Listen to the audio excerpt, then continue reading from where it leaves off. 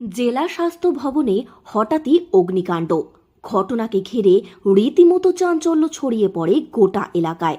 সোমবার ওই অগ্নিকাণ্ডে আতঙ্কে অফিস থেকে বেরিয়ে পড়েন জেলা মুখ্য স্বাস্থ্য আধিকারিক সহ স্বাস্থ্যকর্মীরা। জেলা স্বাস্থ্য ভবনের বাইরে থাকা আবর্জনা স্তূপে হঠাৎই আগুন লেগে যায়। তারপরেই সেই আগুন ছড়িয়ে পড়ে সর্বত্র। স্বাস্থ্য দফতরের পক্ষ থেকে দ্রুত খবর দেওয়া হয় দমকলে। খবর পাওয়া মাত্রই পুরুলিয়া দমকলের একটি ইঞ্জিন ঘটনাস্থলে পৌঁছায়।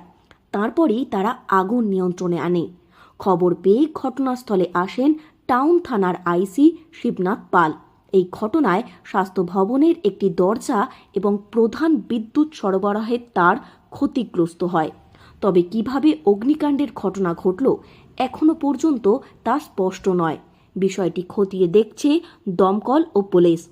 এ বিষয়ে দমকলের আধিকারিক সুব্রত গোস্বামী বলেন, অনুমান করা হচ্ছে আবর্জনা স্তূপে আগুন লেগে যায়, তার থেকেই এই আগুন ছড়িয়ে পড়ে। তাদের কাছে খবর যাওয়ার সঙ্গে সঙ্গেই তারা এসেছেন। আগুন নিয়ন্ত্রণ করতে তাদের খানিকটা সময় লেগেছে। এখন পরিস্থিতি একেবারেই নিয়ন্ত্রণে রয়েছে।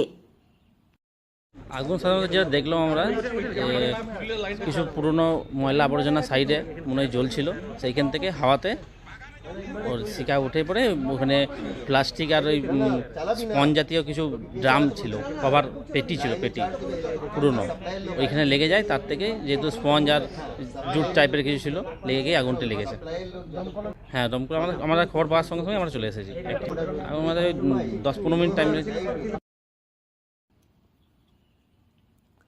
এই অগ্নিকাণ্ডের জেরে আতঙ্কিত হয়ে পড়েন স্বাস্থ্য দফতরের কর্মী সহ আধিকারিকেরা। অগ্নিকাণ্ডের আসল কারণ খতিয়ে দেখা হচ্ছে। এই ঘটনার ফলে স্বাস্থ্য দফতরের বিভিন্ন কাজ বেশ কিছুক্ষণের জন্য বন্ধ হয়ে যায়, যদিও পরিস্থিতি এখন একেবারেই স্বাভাবিক রয়েছে। পুরুলিয়া থেকে শর্মিষ্ঠা ব্যানার্জির রিপোর্ট, লোকাল 18 বাংলা।